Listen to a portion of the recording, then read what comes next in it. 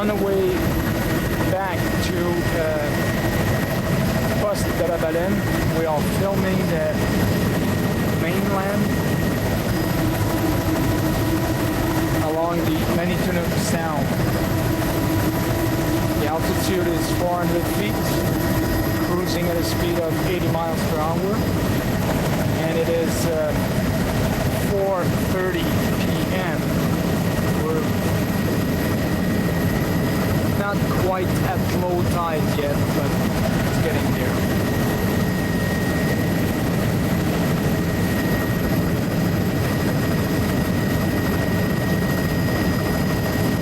So what we see is an extended mud flat with salt marshes behind, and then the white spruce forest taking over.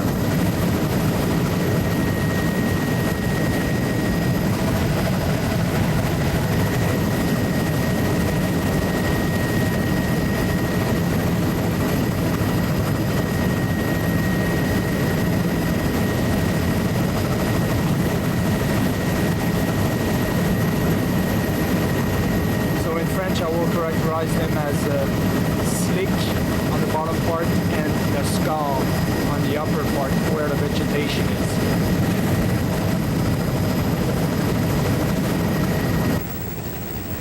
The two zones are separated by a small sand beach and a microcliff of about 50 centimeters high.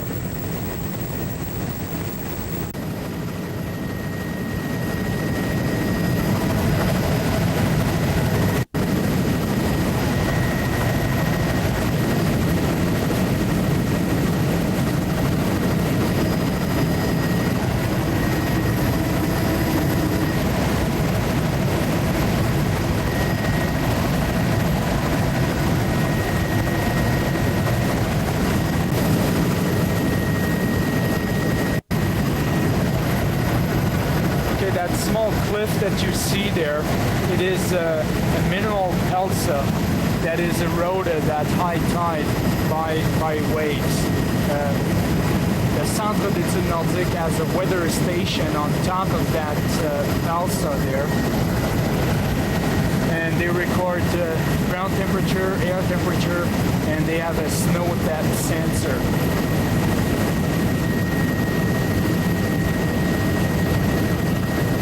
The small pools that you see beside that are thermokarst lake developing in between the pelsa.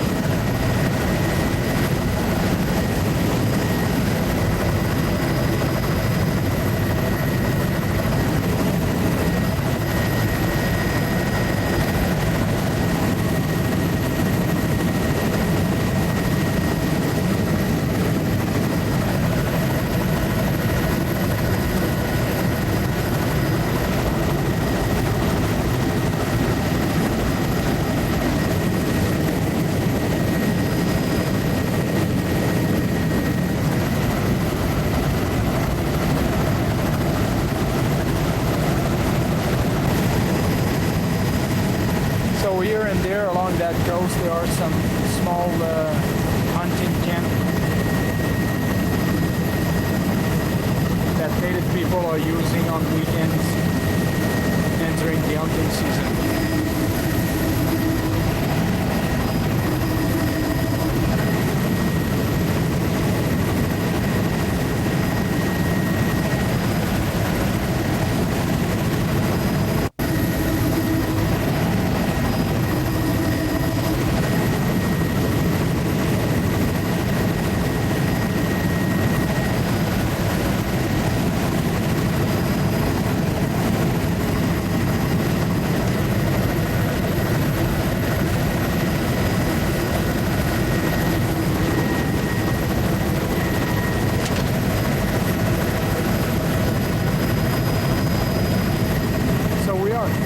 Arriving at near the Domanchin River,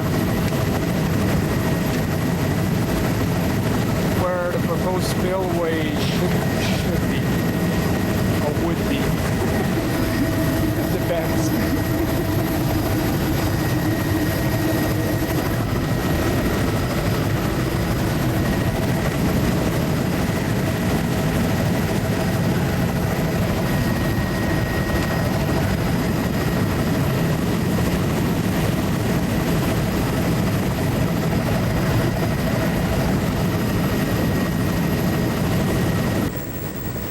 Intertidal zone is more extensive on this side of the sound compared to coastline that we have seen so far.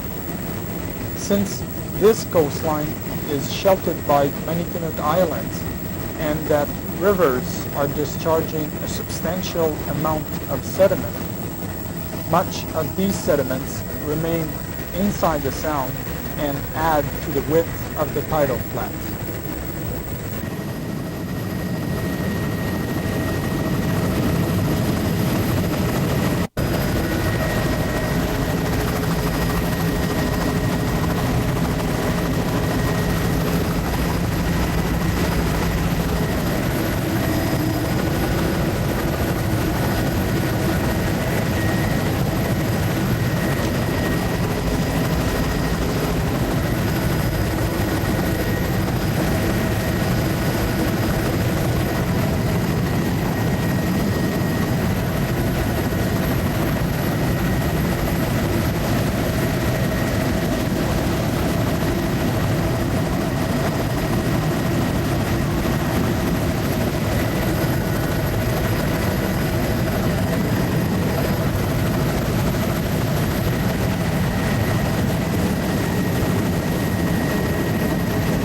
Mud flats here are up to 1 kilometer wide. It's just amazing.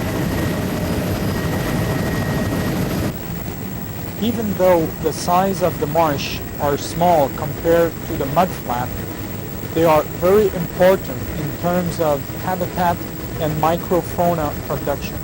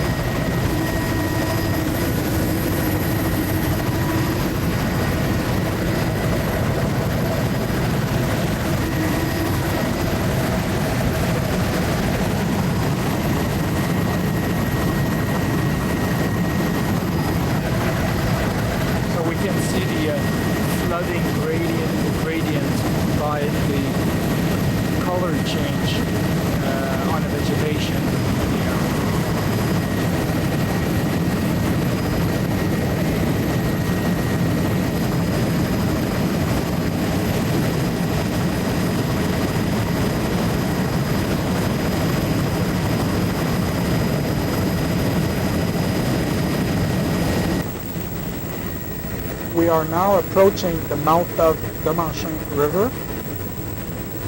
The morphosedimentology of this mudflat and the mudflat of Coolgardie Bay have been studied by a team of scientists from AGC, CGQ, and Université Laval.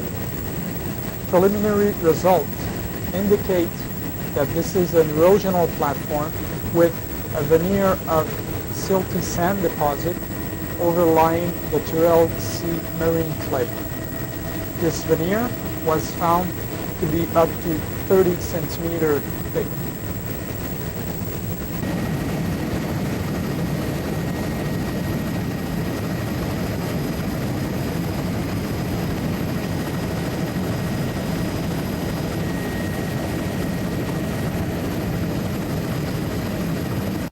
In addition, many ice-drifted boulders are present on the surface of the mudflat.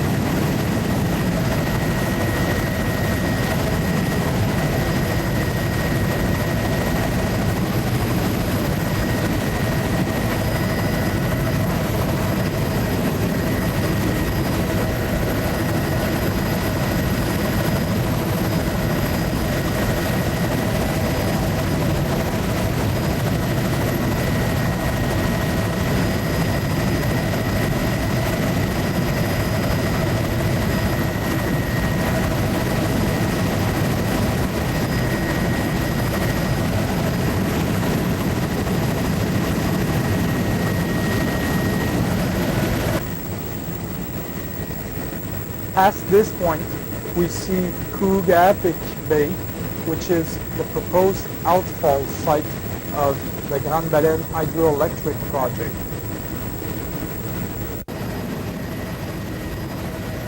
Coming into view at the top of the screen, there is a drilling rig that was contracted by Hydro-Québec to measure the thickness and the geotechnical properties of the sediment.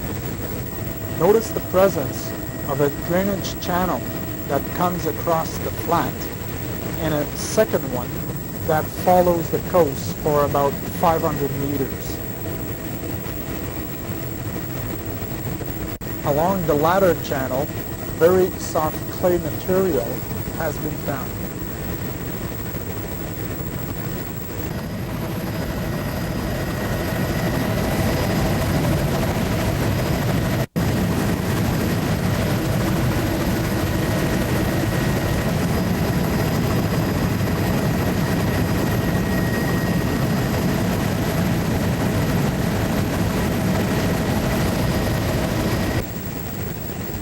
Behind the trees at the shore, there is a well-formed drumlet ridge made of glacial till.